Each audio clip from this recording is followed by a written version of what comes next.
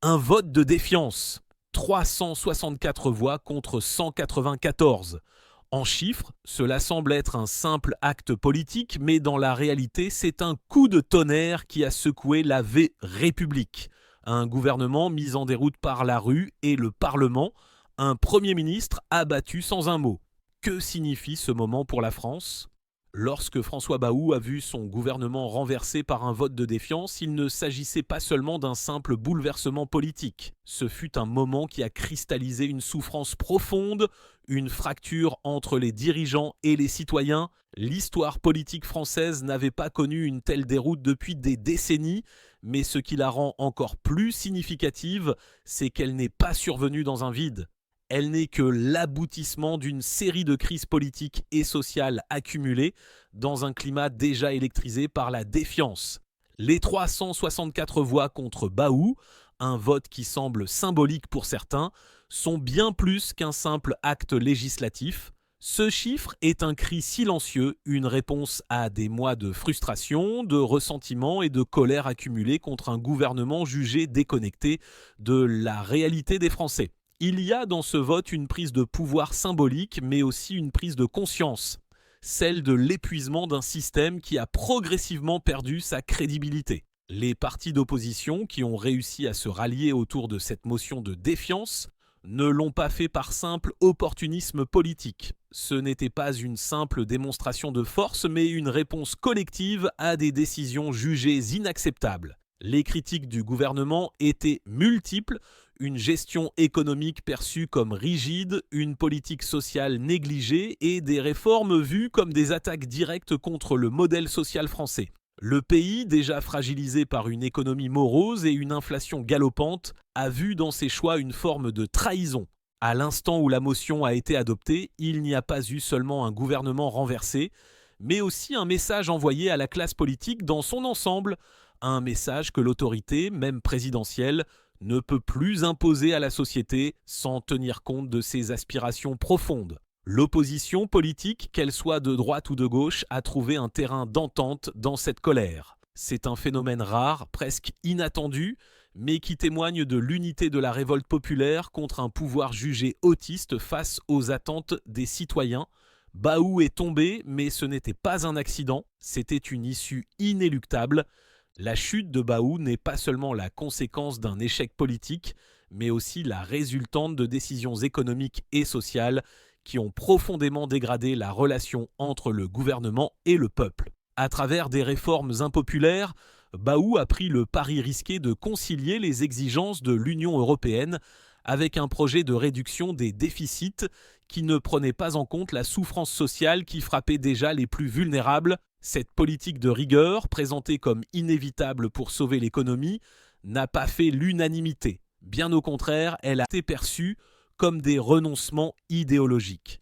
En parallèle, la promesse de réformes structurelles s'est transformée en un terrain d'expérimentation politique dont les effets ont eu un impact douloureux sur la vie quotidienne des Français. La réforme des retraites, la fermeture de certaines administrations publiques, la tentative d'alléger les régulations sociales, chaque réforme a porté son lot de mécontentement. Ces choix économiques, loin de rassurer, ont contribué à l'accumulation de la colère populaire. Au cœur de cette contestation, une question se pose: jusqu'où peut-on aller dans l'austérité avant de détruire ce qui fait la cohésion d'un pays ?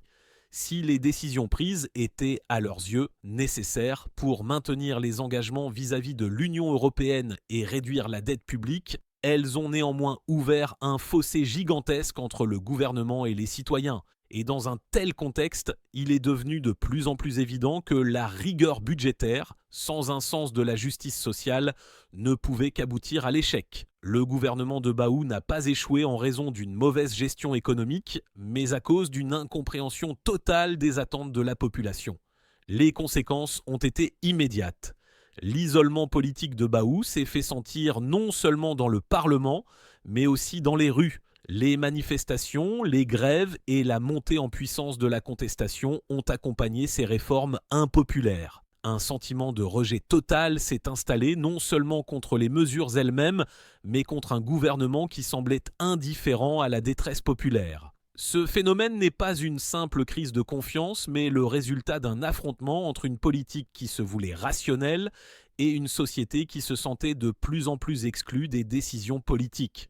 Au-delà des frontières de la politique intérieure, la chute du gouvernement de François Bayrou a des répercussions qui vont bien au-delà de la simple perte de pouvoir d'un Premier ministre. Elle affecte profondément l'image de la France sur la scène internationale.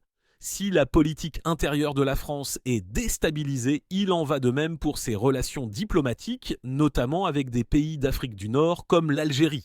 Les tensions bilatérales entre la France et l'Algérie ont pris une ampleur inattendue sous la présidence de Macron. Alors que les deux pays devraient théoriquement coopérer sur des enjeux économiques, sécuritaires et culturels, les déclarations successives de certains membres du gouvernement français ont aggravé une situation déjà fragile. En adoptant une position de plus en plus hostile envers l'Algérie et sa diaspora, la France a ouvert un fossé diplomatique. Ce fossé a provoqué des réactions à la fois sur le plan diplomatique et sur le terrain de la politique intérieure, où la communauté algérienne vivant en France s'est trouvée de plus en plus stigmatisée. Mais la crise franco-algérienne ne s'arrête pas là. Elle s'inscrit dans une série de relations tendues avec plusieurs pays africains, où la France, historiquement perçue comme un acteur majeur, perd peu à peu sa place.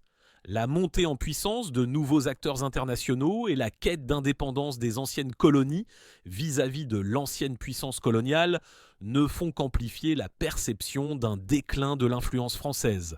Alors que l'Europe tente de maintenir une certaine unité face aux défis mondiaux, la France, affaiblie par ses crises internes, semble de plus en plus isolée, incapable d'assumer son rôle de leader dans les discussions politiques et économiques internationales.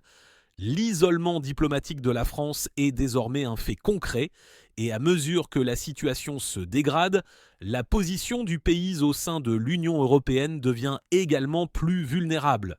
La France, en proie à ses propres turbulences, est devenue un partenaire instable pour ses alliés européens, ce qui fragilise encore davantage son influence dans les négociations et les décisions communes.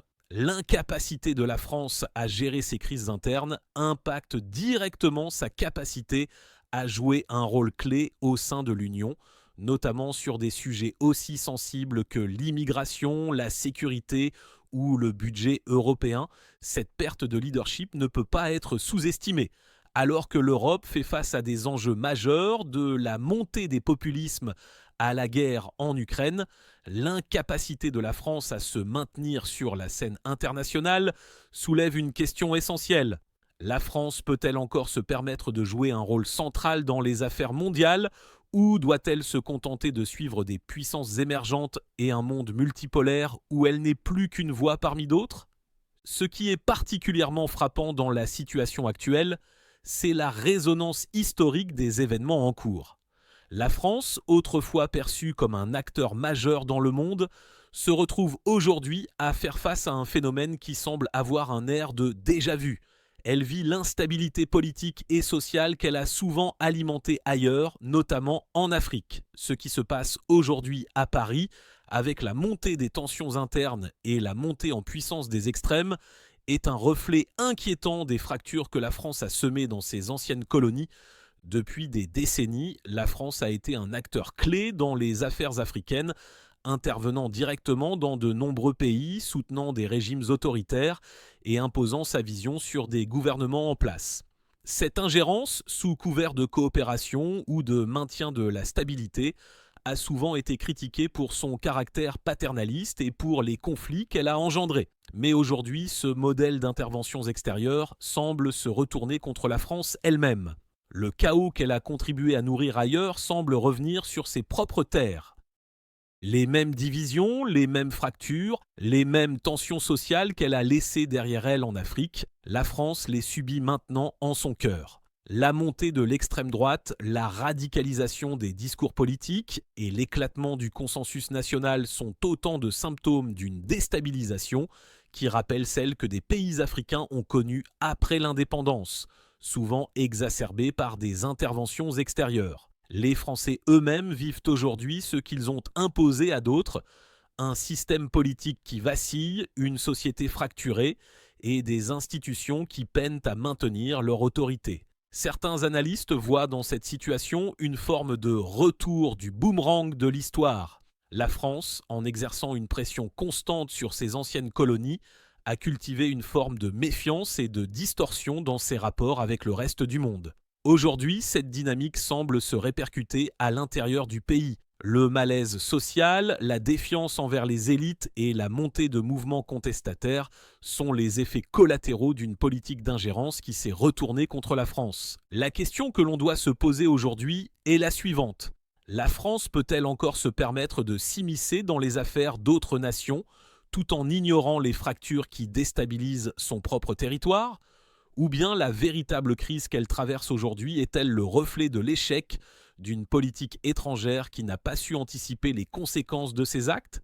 L'instabilité politique qui frappe la France aujourd'hui soulève une question fondamentale. Le système politique de la Ve République est-il toujours capable de répondre aux défis actuels ? Les multiples crises, la chute de plusieurs gouvernements en l'espace de quelques années et l'isolement croissant de l'État montrent les limites d'un modèle qui semblait inébranlable. Il n'y a pas si longtemps, la Ve République incarnait un pilier de stabilité politique avec une présidence forte capable de transcender les partis et d'imposer des réformes nécessaires pour le bien commun. Mais aujourd'hui, cette structure montre ses failles. Le système a été conçu pour répondre à un autre contexte historique, celui d'une France forte, unie et capable d'influencer le monde. Mais les fractures internes sont désormais trop profondes. La montée des extrêmes, qu'ils soient de droite ou de gauche, révèle une déconnexion alarmante entre la classe dirigeante et la population. La question n'est plus de savoir si le système peut encore fonctionner, mais comment il peut évoluer pour prendre en compte la réalité d'une société de plus en plus fragmentée et en quête de nouveaux repères. L'instabilité qui caractérise le mandat actuel ne peut pas être réduite à une simple série de défaillances individuelles. Elle est avant tout le symptôme d'un système politique en crise, d'un équilibre qui n'est plus aussi solide qu'il ne l'était dans les années 60 lors de sa fondation par Charles de Gaulle. Les partis traditionnels sont de plus en plus contestés. Le président, qui était censé incarner la stabilité et la continuité, est désormais lui-même un acteur plongé dans un tourbillon d'incertitudes. Il ne s'agit pas seulement d'un problème de leadership, mais d'un problème de légitimité. Le peuple n'a plus confiance en un système où la promesse de modernité a été remplacée par une succession de promesses non tenues.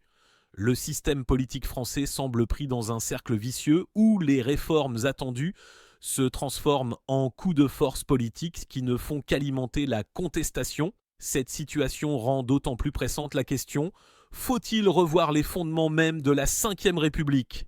Si la France se trouve aujourd'hui à un carrefour historique, c'est parce que les élites politiques sont incapables de réformer un système qu'elles ont pourtant eux-mêmes créé. Le temps est peut-être venu de repenser les rapports entre l'exécutif et le législatif et d'engager une réforme en profondeur qui pourrait redonner du sens au principe de séparation des pouvoirs. Mais cette réforme, si elle doit avoir lieu, devra se faire dans un climat de consensus, ce qui semble difficile dans le climat de fragmentation actuel. La montée en puissance de la contestation populaire, symbolisée par les manifestations qui secouent le pays, ne laisse plus de doute, la rue est devenue le véritable arbitre de la politique française.